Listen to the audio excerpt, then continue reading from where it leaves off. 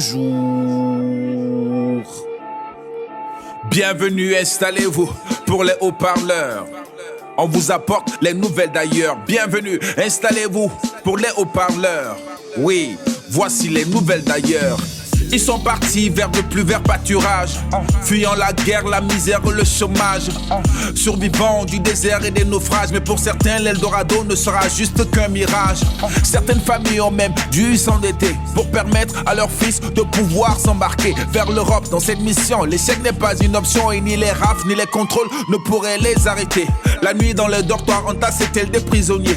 Le jour, vendeur ambulant ou travailleur saisonnier. Le migrant doit aussi affronter l'hostilité de certains autochtones qui se sentent envahis, donc menacés. Yeah. Chaque jour comporte son lot de risques, son lot de courses-poursuites avec la police, son lot de perquisitions des services d'immigration et fatalement aussi son lot de candidats à l'expulsion. Dans certains cas, le retour au pays est brutal. Drame pour la famille, la déception est totale. Et puis il y a les volontaires qui ont fait leur valise pour rentrer au pays de manière définitive.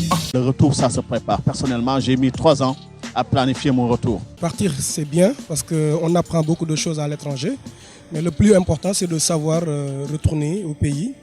Et peut-être, on ne va pas dire imiter, mais importer ce que vous avez appris là-bas, l'amener au pays. Le réseau Ndari que nous avons mis en place, c'est un réseau des expatriés de retour, mais qu'on a élargi aux gens qui ne sont pas encore revenus, mais qui ont le projet de retour. On compte plus de 250 membres pour rompre l'isolement. Retourner au pays est notre force.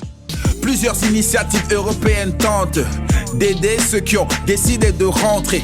Des associations, sociétés ou ONG, des programmes d'aide qui financent différents projets.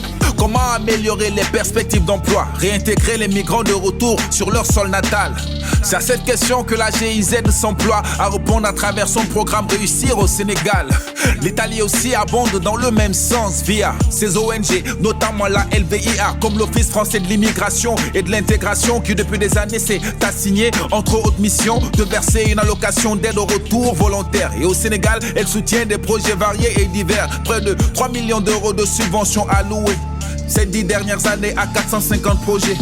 Chez nous, on dit qu'il faut du courage pour partir, mais c'est la détermination qui nous fait revenir. C'est pas bien même de revenir au Sénégal et dire aux jeunes qu'on a emprunté la mer pour arriver en Europe et qu'on a réussi. Il y a des opportunités dans ce pays, mais cette information ne passe pas et il faut leur faire savoir. Notre problème, c'est une formation psychologique mentale. Il faudrait rompre avec ce logiciel qui est dans notre tête, qui nous dise ce n'est pas possible de réussir chez nous. Il faut aller là-bas. Partir ne rime pas tout le temps avec réussir. Tant qu'il y a vie, il y a espoir. Même chez soi, on peut se reconstruire. C'était Roman pour les haut-parleurs. Oui, à bon entendeur.